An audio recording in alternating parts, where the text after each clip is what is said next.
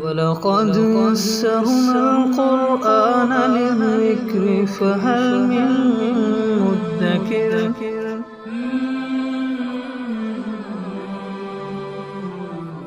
سورہ دہر اعوذ باللہ من الشیطان الرجیم بسم اللہ الرحمن الرحیم هل أتى على الإنسان حين من الدهر لم يكن شيئا مذكورا۔ اس سورت کی ابتدا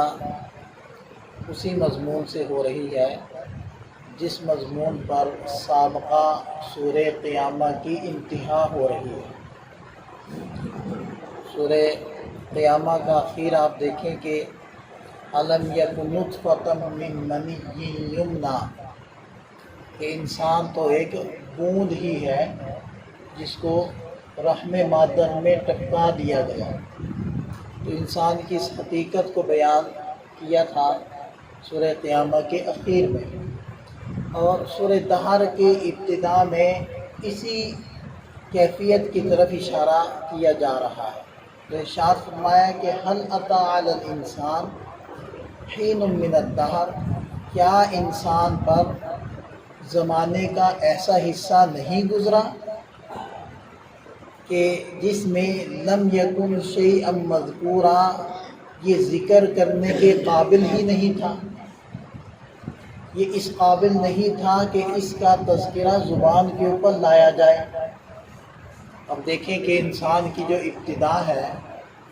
جو ایک پانی کا ایک قطرہ ہے، تو ظاہری بات ہے کہ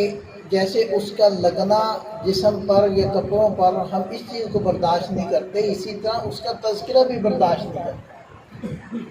عام سنجیدہ مجلس میں ہم اس چیز کا تذکرہ کرنا کوئی اچھا تو نہیں سمجھتے۔ یہ تو اس لیے ہے کہ قرآن کریم نے اس کو بیان کیا ہے، قرآن میں یہ الفاظ موجود ہیں تو ہمیں اس کا ترجمہ کرنا پڑتا ہے، ورنہ کسی سنجیدہ محفل میں ہم اس چیز کا تذکرہ نہیں کرتے۔ تو بالکل یہی اللہ تعالیٰ ارشاد فرما رہے ہیں کہ اس قابل بھی نہیں تھا کہ اس کا زبان کے اوپر تذکرہ لایا جائے، اس کا ذکر لایا جائے، اس چیز سے انسان کی ابتدا ہوئی۔ اِنَّا خَلَقْنَا الْإِنسَانَ مِن نُطْفَةٍ أَمْشَاجٍ، یقیناً ہم نے انسان کو پیدا کیا ایک ایسے قطرے آب سے، ایک ایسے نطفے سے، امشاج، جس میں ملاوٹ تھی۔ اب ظاہری بات ہے کہ باپ اور ماں دونوں کے جرثومے وہ آپس میں ملتے ہیں اور پھر اللہ تعالیٰ اپنے تخلیق کا قلم اس کے اوپر چلاتے ہیں، تو یہ ہے امشاج۔ اب یہ اس وقت کی باتیں ہیں جب سائنس نہیں تھی، جب میڈیکل سائنس نے اتنی ترقی نہیں کی تھی، اتنی تحقیقات نہیں تھی، تب جانتا تھا انسان کہ اس طریقے سے دو پانیوں کے ملنے سے انسان وجود میں آتا ہے۔ اور جو سورہ نور کے اندر، سورہ مؤمنون کے اندر جو انسان کی تفصیل ذکر کی گئی ہے کہ کن کن مراحل سے گزر کر، اسی طرح سورہ حج کے اندر بھی تفصیل سے ذکر کیا گیا ہے کہ کن کن مراحل سے گزر کر انسان تخلیق پاتا ہے۔ تو یہ تفصیل جو قرآن نے بیان کی ہے اس زمانے میں جب میڈیکل سائنس اس قدر ترقی اس نے نہیں کی تھی، تو آج ترقی کر کے سائنس کی ترقی ان چیزوں کو، اس سلسلے کو جھٹلا نہیں سکتی۔ یہ کتنی بڑی کھلی ہوئی دلیل ہے کہ یہ خالق کا کلام ہے، رب کا کلام ہے۔ اور آگے ارشاد فرمائے کہ نبتلیہ، کہ جس کو ہم نے اس لیے پیدا کیا تاکہ ہم اس کو آزمائیں، فجعلناہ سمیعا بصیرا، پھر ہم نے اس کو ایک سننے والا، دیکھنے والا، جیتا جاگتا انسان بنا دیا۔ انا ہدیناہ السبیل اما شاکرا و اما کفورا، یقیناً ہم نے اس انسان کو راستہ دکھا دیا، اب یا تو کوئی شکر گزار بنتا ہے یا کوئی ناشکرہ بنتا ہے۔ راستہ دکھا دیا کہ یہ درست راستہ ہے اور یہ غلط راستہ ہے۔ اب ہر ایک کی اپنی مرضی، جیسے ایک دوسری جگہ ارشاد فرمایا کہ فَأَلْهَمَهَا فُجُورَهَا وَتَقْوَاهَا، ہر نفس کو جی کو پیدا کیا، پھر اس کا گناہ یعنی اس کے گناہ کا جذبہ اور اس میں تقوی کا اور نیکی کا جذبہ اس پر القاء کر دیا، اس کے اندر ڈال دیا۔ اب انسان کی مرضی ہے جس جذبے کو وہ بڑھاوا دے کر یا اس کا سہارا لے کر نیکی کر لے یا برائی کر لے۔ مخلوقات میں سے انسان اور جنات، یہ دو ایسی مخلوقات ہیں جن کو اللہ تعالیٰ نے صفت اختیار عطا فرمائی کہ اچھا اور برا سمجھا کر دکھا کر پھر صفت اختیار دی ہے کہ تیری مرضی ہے، اب تو چاہے اچھے کو اختیار کر لے چاہے برے کو اختیار کر لے۔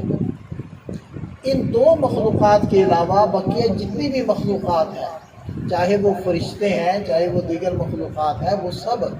اللہ تعالیٰ کے حکم کے ساتھ بندھے ہوئے ہیں اور وہ نافرمانی نہیں کر سکتے، انہوں نے فرما برداری ہی کرنی۔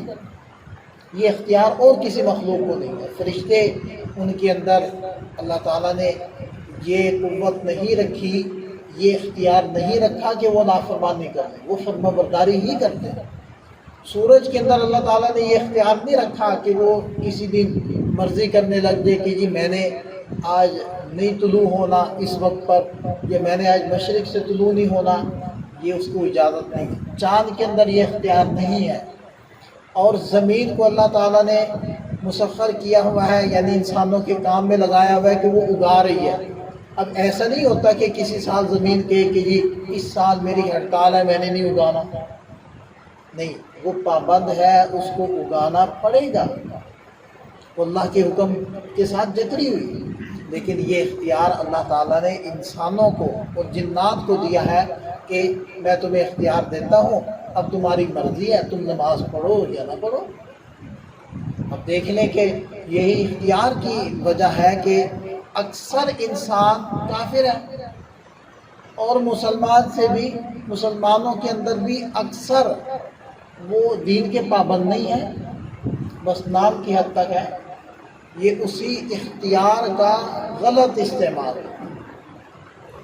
لیکن یہ بتا دیا ہے کہ میری پسند کیا ہے، میں کس چیز سے خوش ہوتا ہوں اور کس چیز سے ناراض ہوتا ہوں، یہ بتا دیا۔ لہذا ارشاد فرمائے کہ انا اعتدنا للکافرین سلاسل واغلالا وسعیرا، یقیناً ہم نے کافروں کے لیے زنجیریں اور طوق اور دہکتی ہوئی آگ تیار کر رکھی ہے، جو نافرمانی کریں گے اور جو فرما بردار ہوں گے ان کے لیے ہم نے کیا کیا ہے، ان الابرار یشربون من کأس، یقیناً نیکوکار وہ پیئیں گے ایسے پیالے میں سے کہ کانا مزاجہا، جس کے اندر آمیزش ہوگی کافورا، کافور کی، جنت کے اس چشمے کی جو خاص جنتیوں کے لیے ہوگا، اور اس سے وہ پانی پئیں گے تو اس کی ملاوٹ اس کے اندر کی جائے گی۔ عیناً یشرب بہا عباد اللہ، وہ ایک ایسا چشمہ ہے جس سے اللہ کے نیک بندے پانی پئیں گے۔ اور یفجرونہا تفجیرا، اس کی شاخیں جدھر چاہیں گے وہ ادھر بہا لیں گے۔ جنتیوں کے ہاتھ میں سونے کی چھڑی ہوگی، چشمہ بہہ رہا ہے، وہ اس کو اشارہ کریں گے کہ یہ اب ادھر سے نہ بہے بلکہ اس طرف سے بہے، تو بس ان کے اشارہ کرنے کے دیر ہے چشمہ ادھر سے بہنے لگ جائے گا۔ اور یہ بھی ہوگا کہ بہتا چشمہ ان کے اشاروں سے رخ بدلے،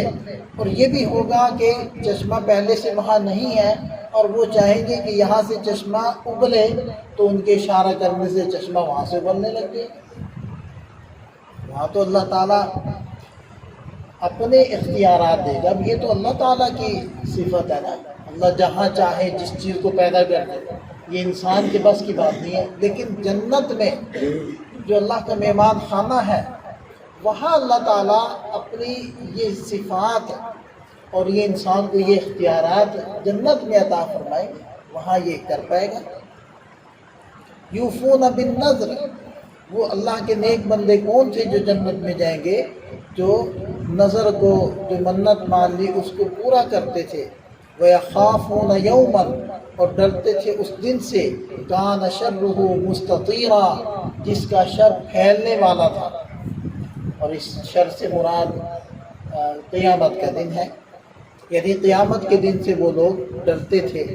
وَيُطْعِمُونَ الطَّعَامَ عَلَىٰ حُبِّهِ اور اللہ کی محبت میں کھانا کھلاتے تھے، مسکیناً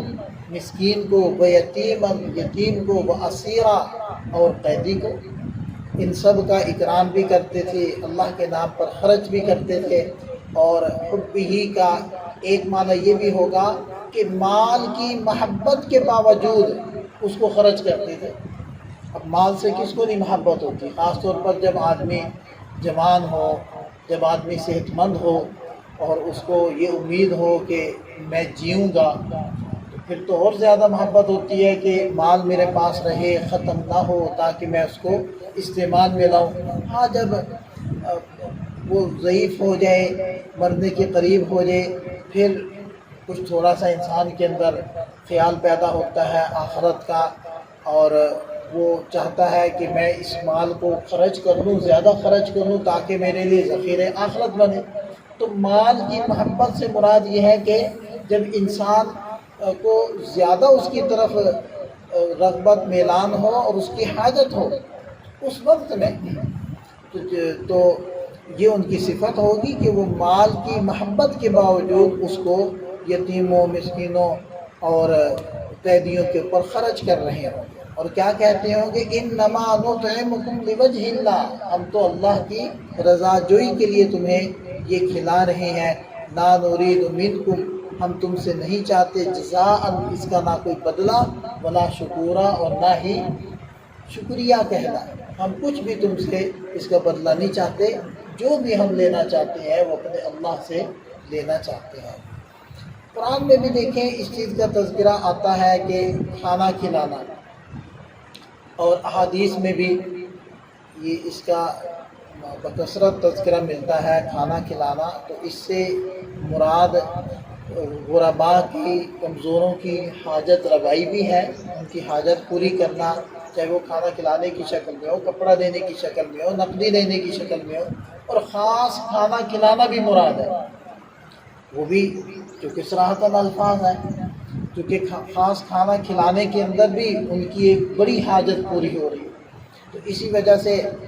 بہت سارے لوگ اس چیز کا اہتمام کرتے ہیں کہ وہ اللہ کے نام پر